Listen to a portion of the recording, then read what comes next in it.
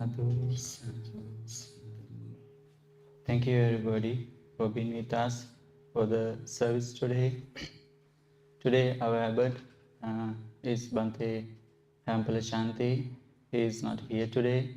So I'm going to lead the service today. And first of all, we have the few minutes meditations, metta meditations, and after that we have the Dhamma talk. So I invite you, the Subodha, to lead the meditation first.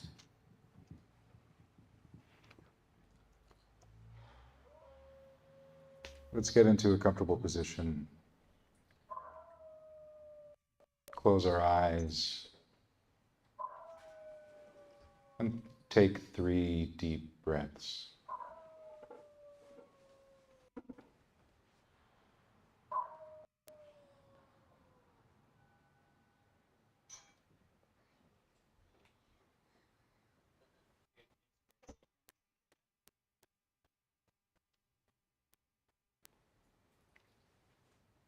And now let us cultivate metta, loving kindness, beginning with ourselves. This is a sincere wish, a wholesome desire for our true and lasting happiness. We might think to ourselves, may I be happy, may I be peaceful, may I be free from stress and pain, free from suffering. May I live with a heart and mind unburdened by greed, by aversion, by delusion. May I look after myself with ease. And then we extend our goodwill, our loving kindness to our family, our friends, our mentors, teachers, and guides, those that we love, those that we admire, those that we respect. May they also be happy, peaceful, free from stress and pain, free from suffering. May they live with hearts and minds unburdened by greed, by aversion, by delusion. May they look after themselves with ease. And then we extend our goodwill to our acquaintances, those that we like but don't know so well. May they also be happy, peaceful, free from stress and pain, free from suffering.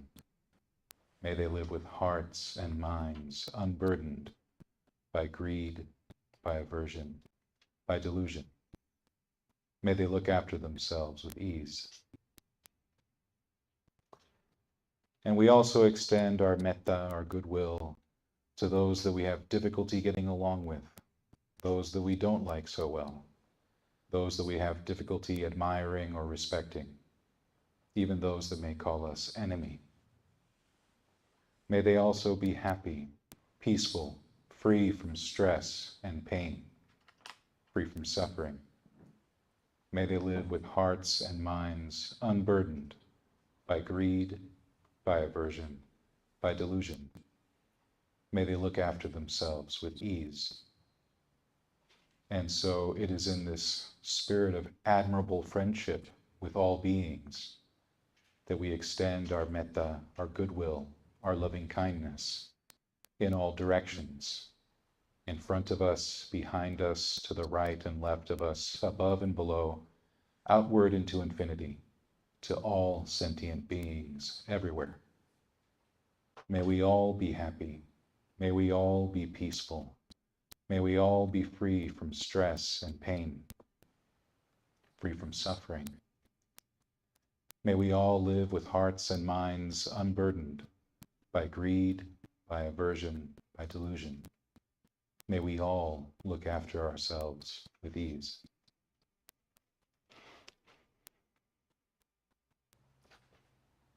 And so now, with our hearts and minds uplifted with the metta, goodwill that we have cultivated, let us turn our attention to the breath.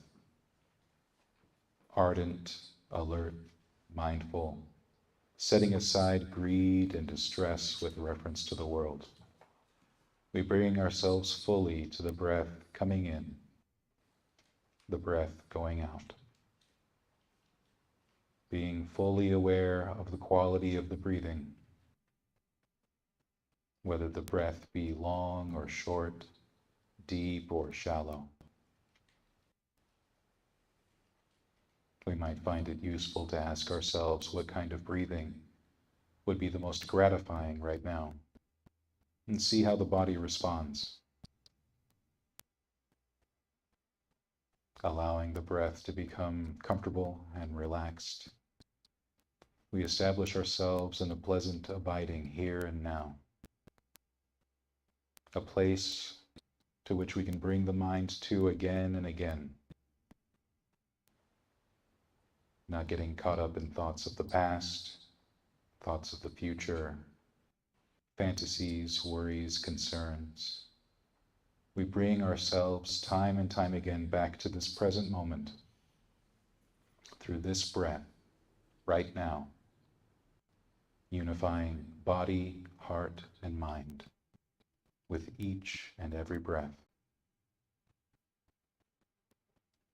So let us continue to meditate in this way, bringing ourselves back to the breath again and again, stringing moments of mindfulness together until we hear the bell.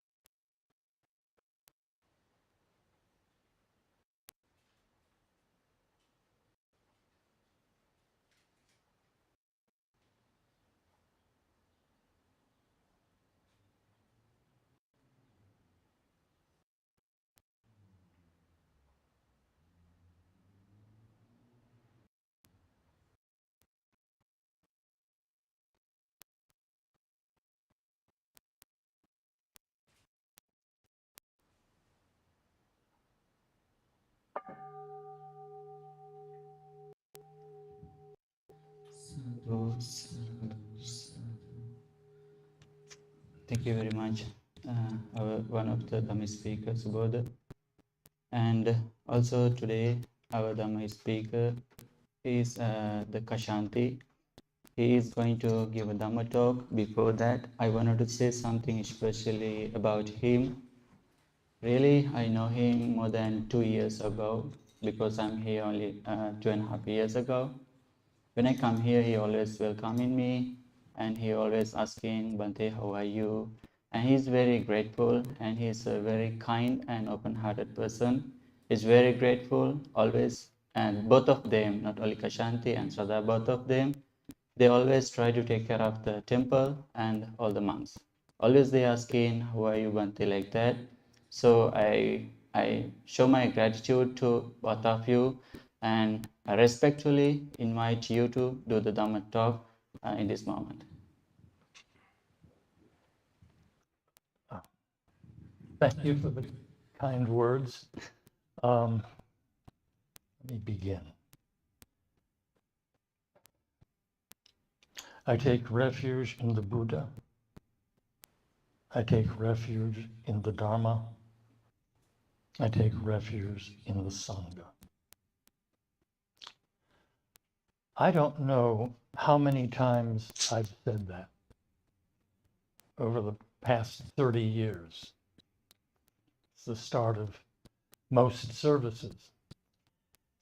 And in the time I've been a monk, following a, not a monk, Dharma teacher, priest. I know the teachings of the Buddha. I've studied Buddha, but the Sangha never really gets mentioned.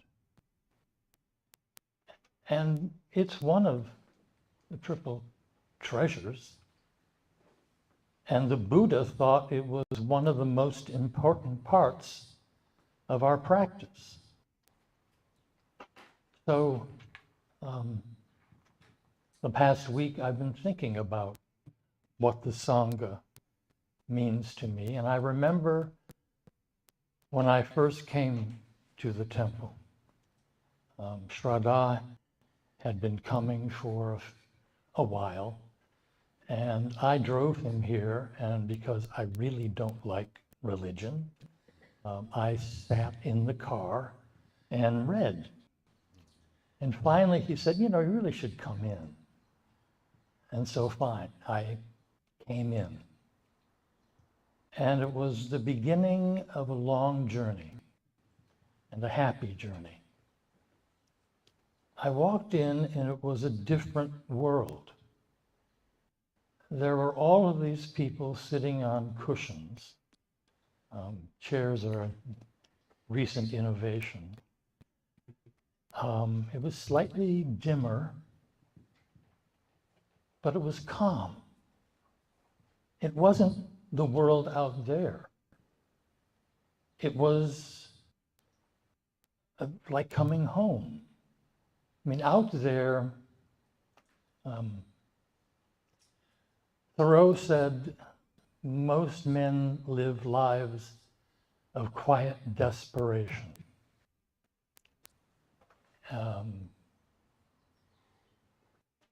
Camus said, you live and then you die. And some American novelist said, life is tough and then you die. Which kind of leaves you hanging. There is no resolution to that. There's no way to deal with it. But coming in here, I felt there was. And so I sat down over there usually. And the way the service was held was there was 20 minutes of meditation, a 20-minute Dharma talk, and 20 minutes of chanting. So I sat. But I didn't have a clue as to what I was supposed to be doing. And 20 minutes is a long time just to sit there. You get uncomfortable. If you haven't been sitting, my legs killed me. And I tried to, be quiet and think and focus on what was happening. And someone suggested that I read Thich Annan's book, which was an introduction, and it began to make sense. And then someone said, well, you should read about meditation. And I was, oh, okay. So it was, body, feelings, mind, objects. And I'll start with the body, and that was breath. But it was gradual. And then there was this woman who had suffered a stroke. And so she gave Dharma talks, but it was a Dharma talk with a lot of information, but through a person who had a stroke. And you just listened carefully to it. And I found I didn't really understand it, but I felt I should. And I just kept coming. And then the chanting. I'll get to the chanting a little bit later. But I began to realize the Sangha gives us roots. If you're out there just kind of floating around, bouncing from thing to thing, which is what I was doing. I was pursuing a career, but, it was, didn't mean much. Coming here, I began to put down roots. I began to sense that I was part of something, and that the teachings that came indirectly from the answers and the questions that were given to the speaker, which wasn't always Reverend Karuna, but you began to see what the concerns were, what the thoughts were, what the practice was. And now we have Subodha, who's a great scholar, Chandasar, who's also a scholar but doesn't want to mention it, Ratnasar, who's very sweet, don't know you yet, and Nam, who I regard as like a bodhisattva. Nam is just here, and he takes care of things. The flowers come from him, and the fruit. He makes sure that the zendo is in good shape. The garden, he's pulled in people, and they've made it beautiful. And I've learned from him. I've learned quietly from him what the path is, the path of compassion, loving kindness. So you're very important. And Ananda, I wish he would speak some more, because he knows the Dharma. And he's in there, and he's with you. And it makes for a community, but it's more than a community. It's the Sangha. Now, I was sitting back there trying to meditate. And Reverend Karuna could look right through you. And she knew what you were about and what you needed. And so she approached us and said, well, would you like to learn some more? And so we began taking classes, reading suttas, and we did some temple hopping. But I learned more from just her. The way she went through this world, her infinite compassion, her incredible wisdom. I learned more just being in her presence and having her as my teacher than just studying. all of the suttas and the information, that's a companion to the practice that she was guiding us on, which was Zen. Zen is direct experience. You're engaging in the world and seeing how that relates to the teachings. In the Daily Confession, there is the line, every day happy to practice the wonderful teachings of Buddha in order to quickly depart from birth and death, understand mind, see into its true nature, and develop wisdom in order to rescue my honored elders, fathers, mothers, brothers, sisters, friends, and relatives. So it wasn't just studying Buddha and getting to know your mind is what you did with that. You developed the wisdom and the compassion to interact with the world, both here and out there. And it helps you deal with what you're experiencing. We live in the world of samsara, anger, greed, ignorance. In all my life, I have never seen a time when those three poisons are so nakedly present in the outside world. And that is our difficulty and our learning opportunity. How do we deal with that? And of course, you have to deal with yourself. How do I deal with my greed? You have to recognize there's greed at work, and anger, and ignorance. Ignorance is easy. I don't know that much. The greed, I didn't think I was, but after thinking about it, there was a deep well of greed in my path. And anger, I had anger, but kind of repressed, and it comes out in different ways. And I tried reading the Abhidharma, which puts together the teachings of Buddha and breaks it down, almost the psychology of the Buddhist psychology. And it takes you through the various steps, but it always brings you down to those three poisons. And then they counterbalance to that: loving kindness, compassion, generosity. So you can see your thought process. You can see into your mind and maybe develop a little wisdom.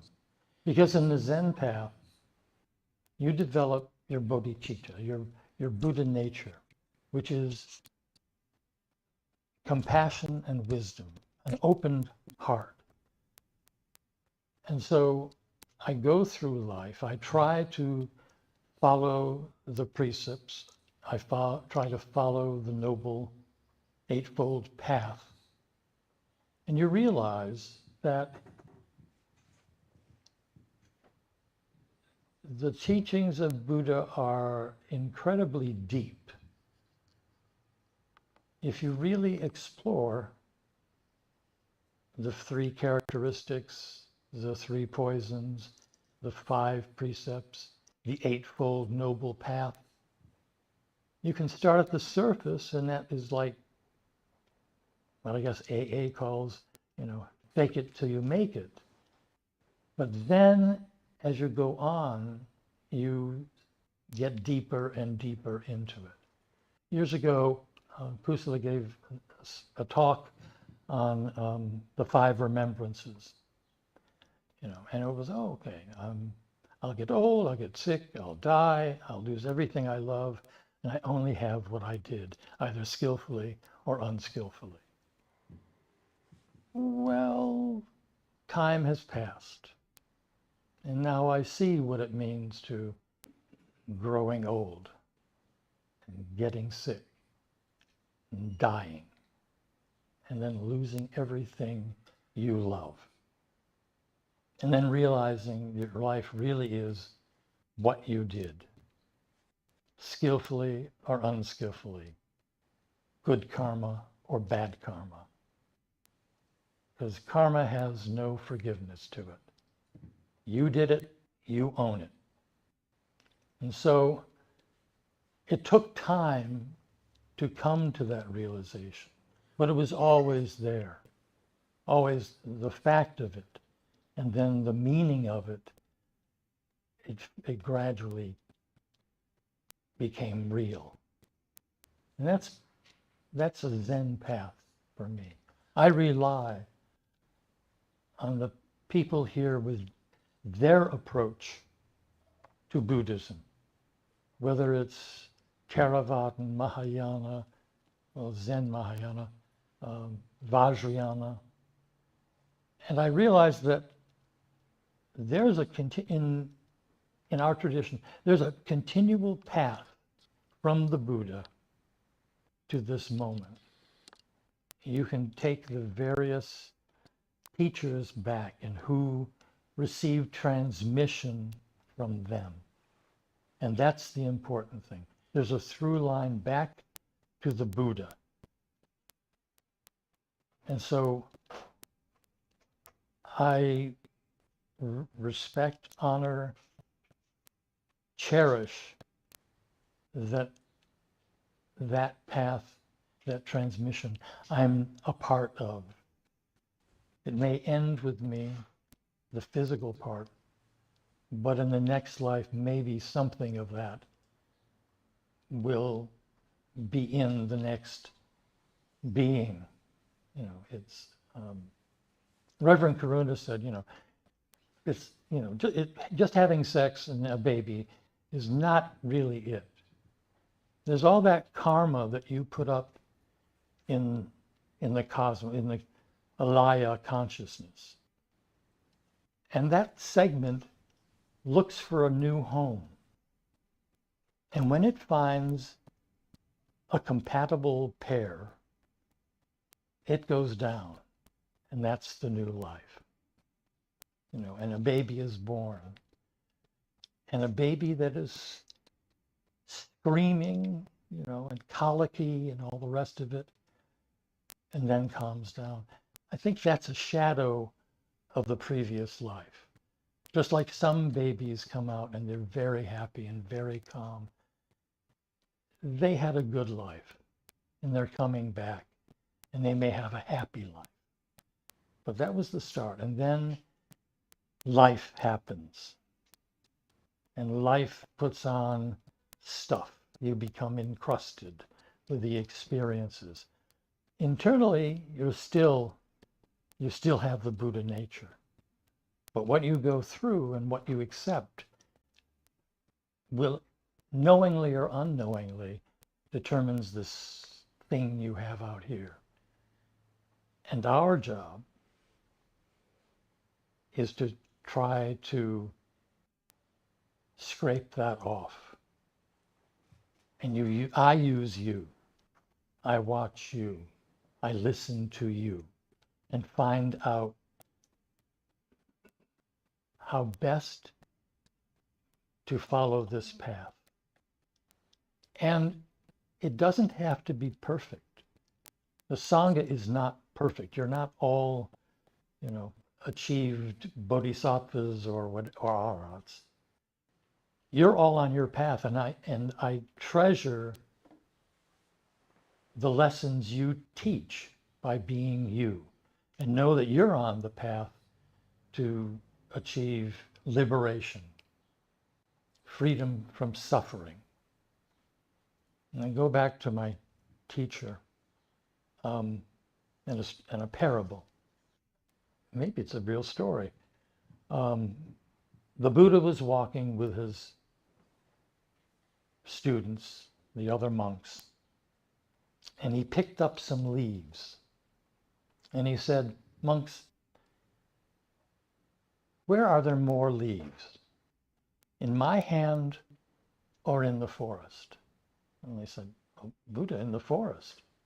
He says, "Well, the forest is all the truths that I've directly experienced and know.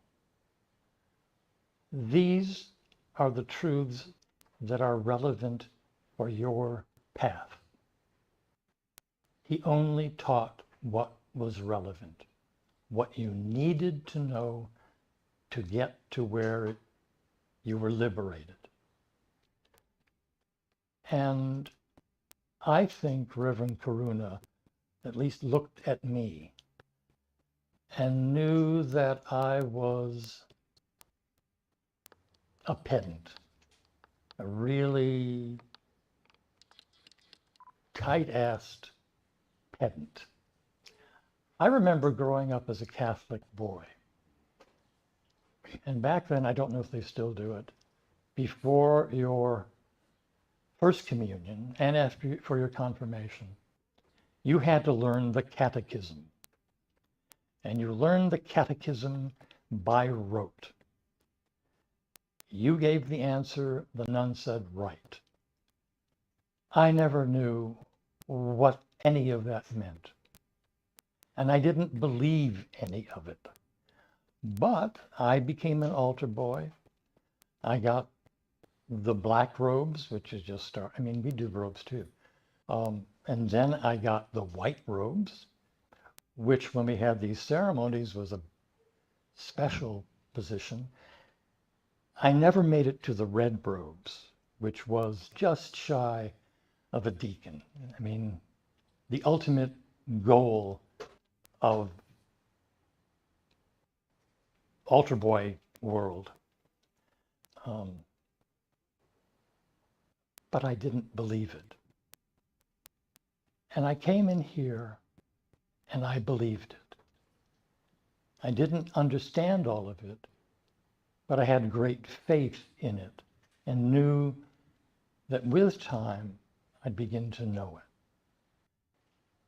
And Reverend Karuna knew that and knew that, yeah, I'll study it and get the answers, but that wasn't to be my path. She saw right through me and saw what I needed to do and what I needed to experience. And as I progressed, as we progressed, she let us go to the next level and then the next level.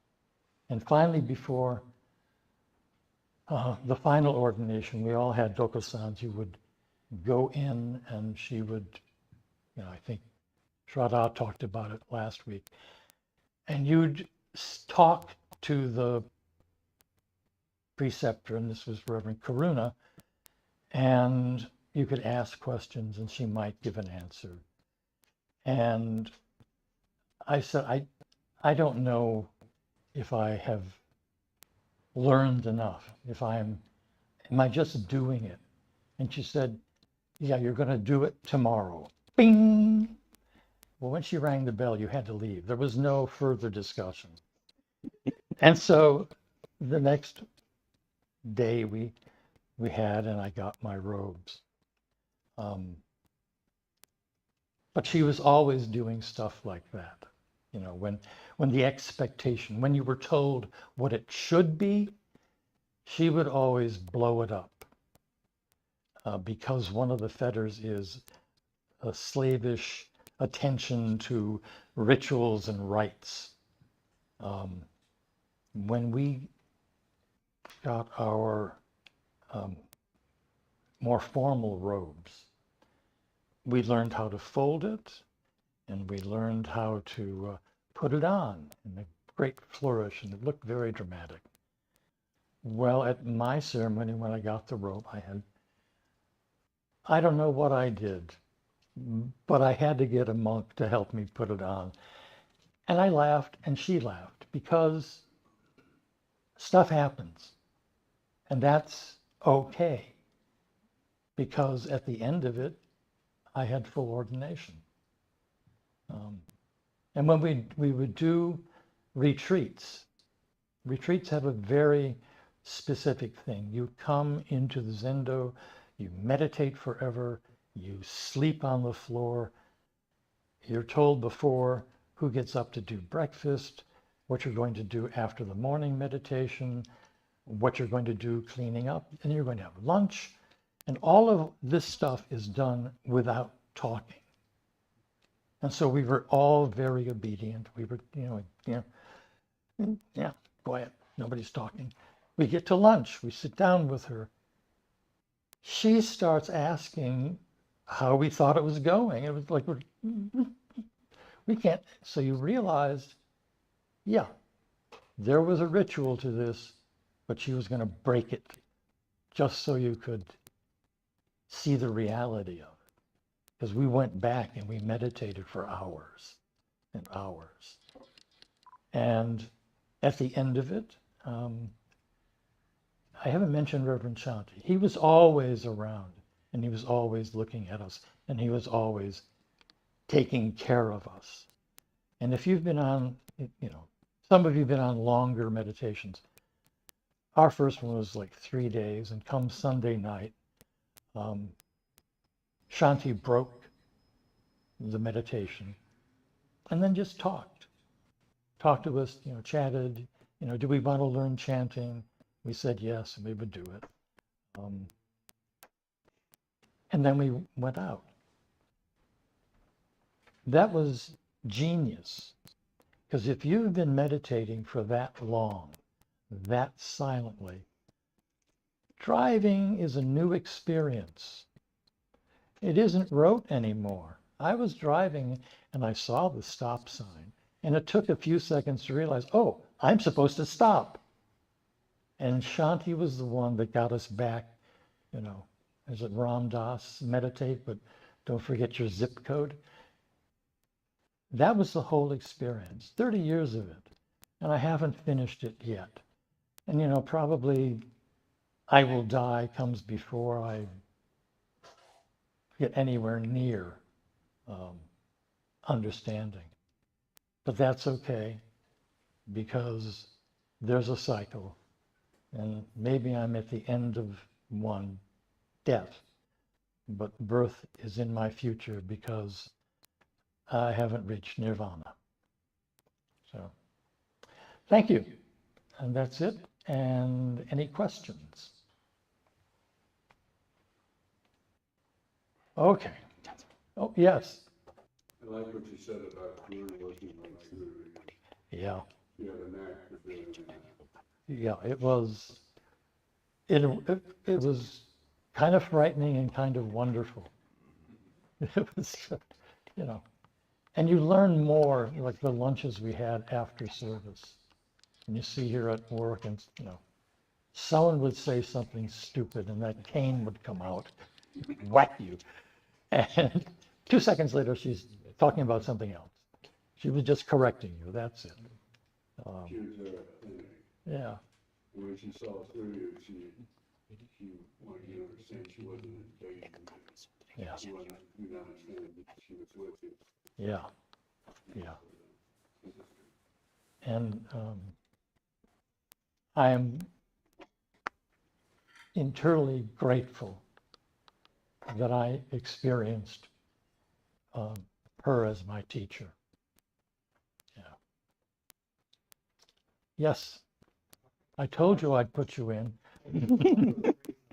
Thank you. I didn't even hear the rest of the talk. I was just thinking about how good I felt. I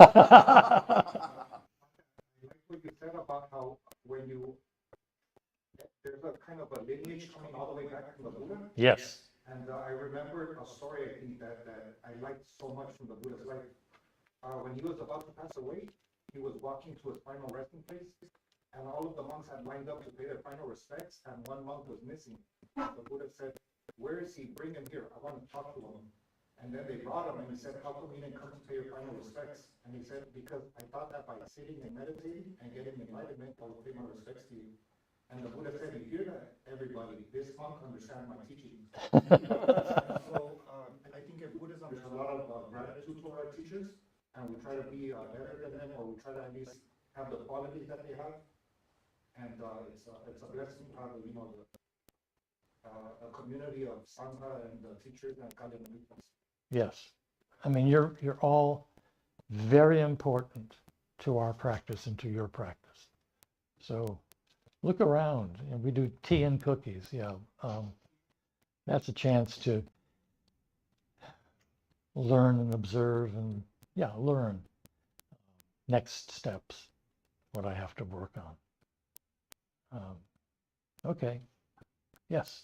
I just wanted to say thanks for sharing your story. I always like hearing everyone's story, how they entered the path of Buddhism. And Yeah, I entered late, but I'm grateful that Shraddha talked me into coming in here. And, about the cushions. I'd still be on a cushion because I'm limber enough to sit, but it's ugly, me getting up. You don't need to see that. I've been watching Japanese films, Shogun. How did they get up so easily? Hmm? Oh, yeah, the new one. Yeah, I mean, I have the one from the 80s. oh, you should see the new one. And there's going to be a season 2. Okay, we've gone off Dharma. Okay. All right. Oh, no. Thank you for bringing back the Venerable Buddha back today. She's the one who bring me here. I was in Vietnam, at the Vietnamese community there. Yes. And she told me, which, she usually go there for quite often for some ceremony, combine the Vietnamese and English. So she told me to come here. And I came, and the first time I came here and I saw all these mostly American. I didn't feel Vietnamese people, but the sitting around here meditation. This is the first time I saw meditation, because in Vietnam or Chinese, we are Pure Land. We more ritual and chanting. We don't do meditation. So I came here, and first time, so I ran away. So, scared me away. And Kruna told me that, why you run away? Did you stay here and learn this? She's the one pushed me to come to stay here. And she always treated me very nice. Very nice, and so I feel, eventually I feel very comfortable here, and I left Vietnam and I stayed here from then to now, more than 20 years. Well, you've been a great addition. About chanting Pure Land, the third part of the service she used to run was chanting. And it was 20 full minutes. And we only do page 4 and 10. But we also did the Sino-Japanese Heart Sutra, which we did some temple hopping. We went down to the Japanese temple downtown, and they chant. And we knew enough to chant along with them. And all of these parishioners kind of looked at us like, where did you come from? She did make sure that we honored all parts of Buddhism. We had a Pure Land student, monk, Triratnapriya. He died. We had a Vajrayana, and we have Theravada and Mahayana. So she honored all um, teachings to be inclusive. It's the International Buddhist Meditation Center. The Sangha doesn't differentiate, you know. You come in and you're on your path to liberation. And so male, female, young, old, whatever, you're part of this when you step through the door. And the differences you might have out there don't count in here.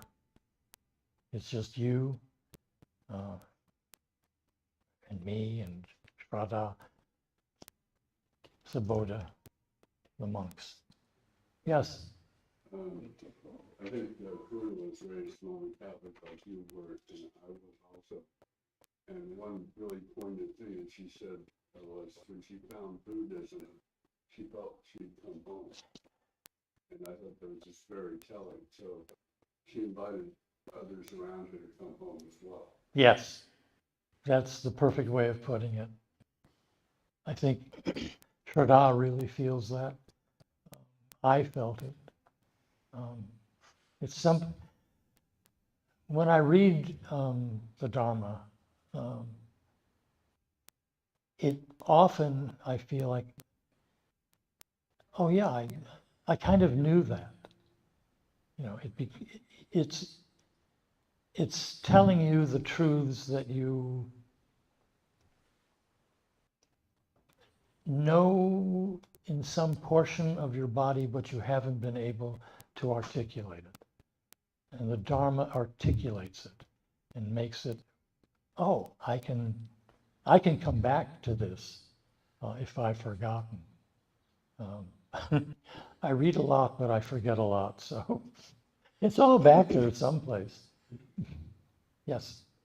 Yeah, just to say what you were saying, Karuna often said, no one converts to Buddhism. It's always been there, and you just sit down. Yeah. And that she always, said she didn't like the word convert. She said it's Yeah. always been done. Just didn't know. Yeah, no doubt. Yeah, in the history of the Buddhism has spread to a lot of countries and has mixed with the culture, with the religions there. And it's mixing everywhere. Even in my job, I see a lot of reference to the meditation and to mindfulness. And they don't reference Buddha, No. but it's okay. I don't think. Yeah. There was an exhibit. I'm at one of the museums. I want to say it's Lakma, but it might be the Met. They had a room where people could meditate. That was all they said. You can come in this room and meditate. Well, there was a huge uproar from a certain segment because they thought we were proselytizing Buddhism. And that was and it just, no, this is meditation. And if you really want to get real, meditation is only part of Buddhism. There's a lot of other stuff that goes into it.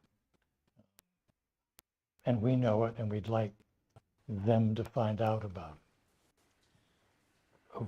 Okay, we have string. Good. That's the song. Are you going to do a chant? Okay. Okay, you got to.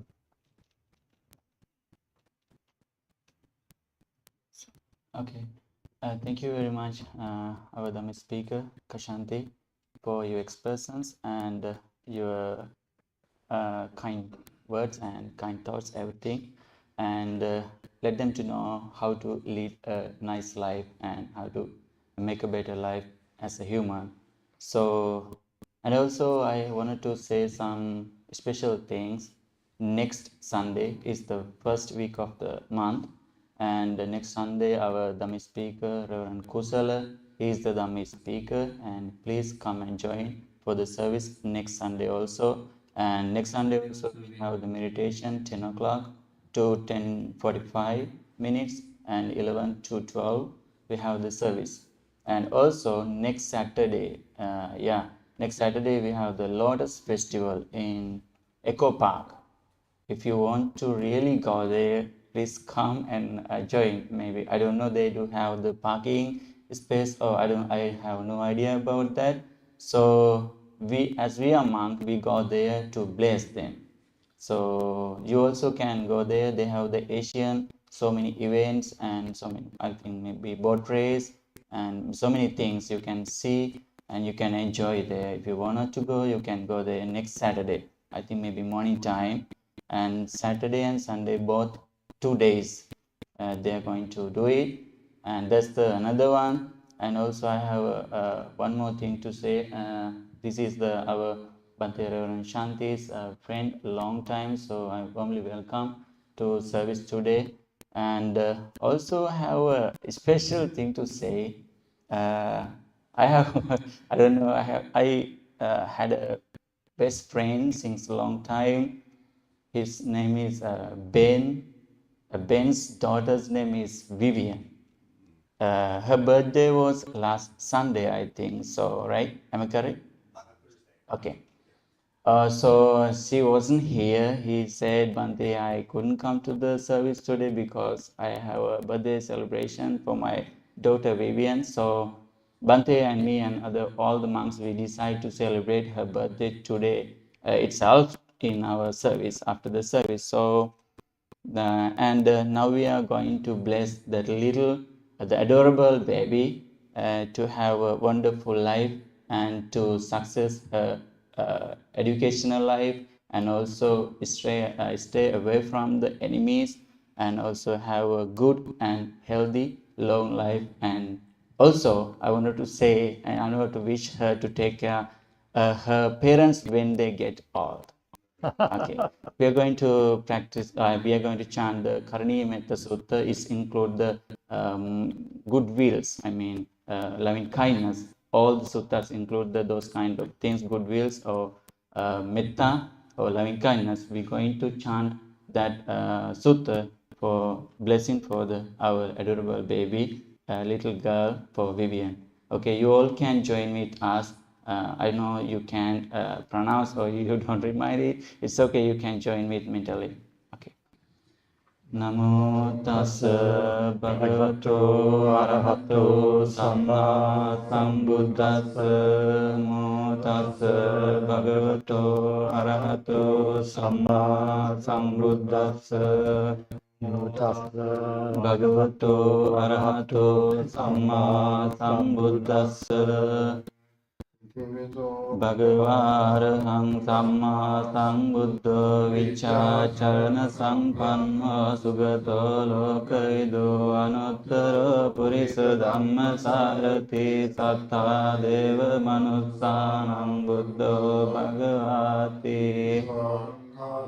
Bhagavata Dhammo Sanditthiko Akaliko Ehi Passiko Opanayiko Paccattam Veti Tabbo Vinyo Hiti Supatipanno Bhagavato Sāvaka Sangho Ujupatipanno Bhagavato Sāvaka Sangho Ñāñapatipanno Bhagavato Sāvaka Sangho Sāmīci Patipanno Bhagavato Sāvaka Sangho Cattari Purisa Yugani Atta Purisa Puggala Esa Bhagavato Sāvaka Sangho Ahuneyo Pahuneyo Dakkineyo Anjali Karane Anuttarang punyaketang lokasati kena sacca vaccena patutang ratanatayang edena sacca vaccena patutang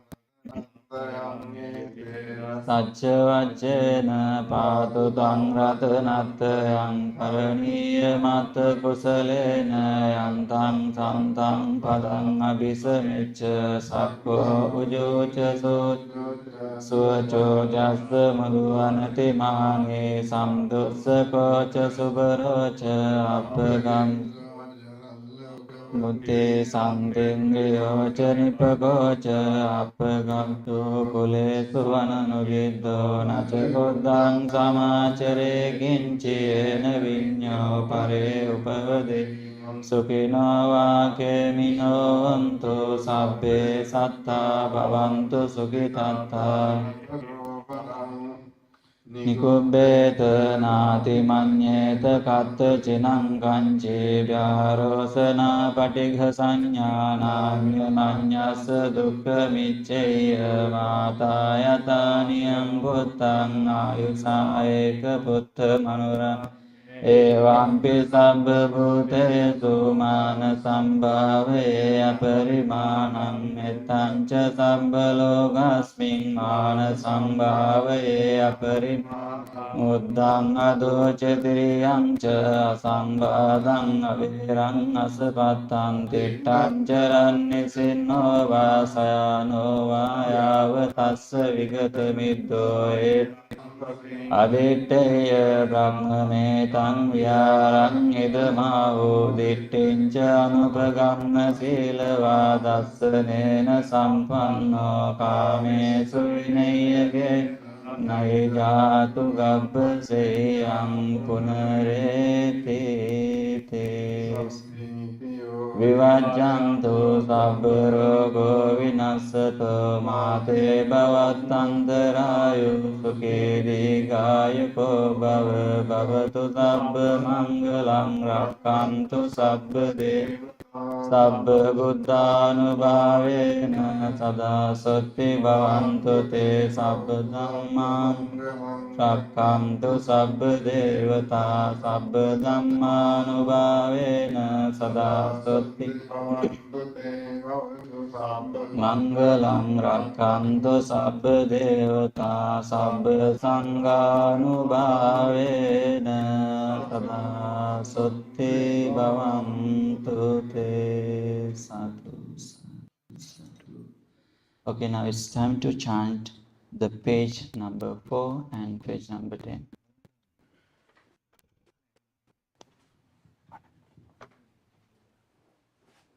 So I think it's okay to do, not to do it today. This time is fast. So I think we can chant the page only 10.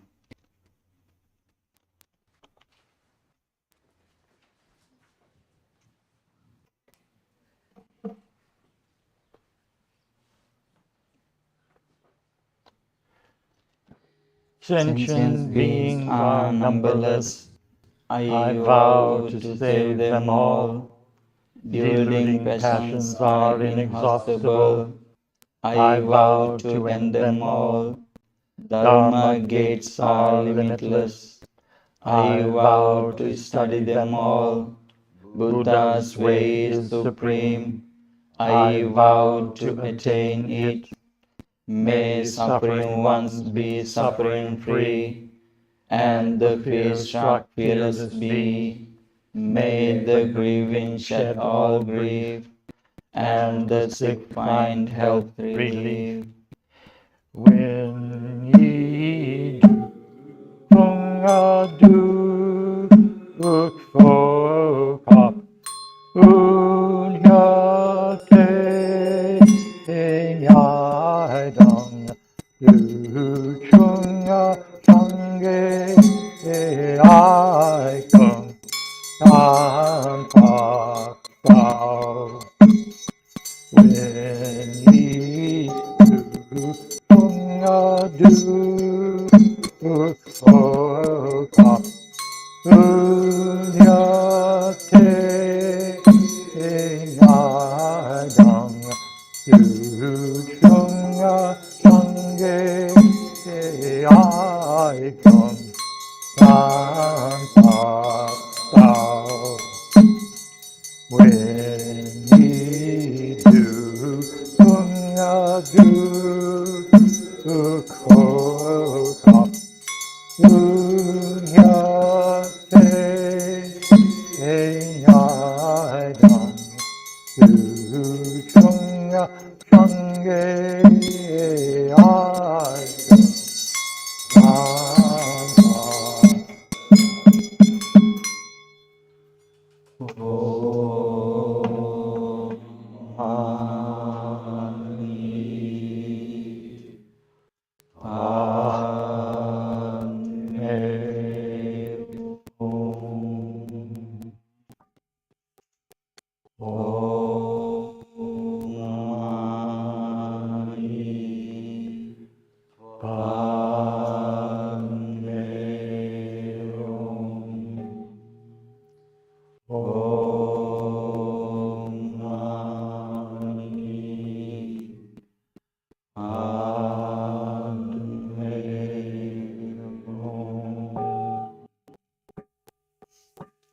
Sadhu, sadhu, sadhu. Thank you for everyone being with us today for the service. And I wish you all by the power of Buddha, Dhamma, and Sangha, and all we have done, all the meritorious deeds and the merits, by the power of those things, we are able to find the full bliss of Supreme Nibbana liberation. Sadhu, sadhu, Sadhu, sadhu. sadhu.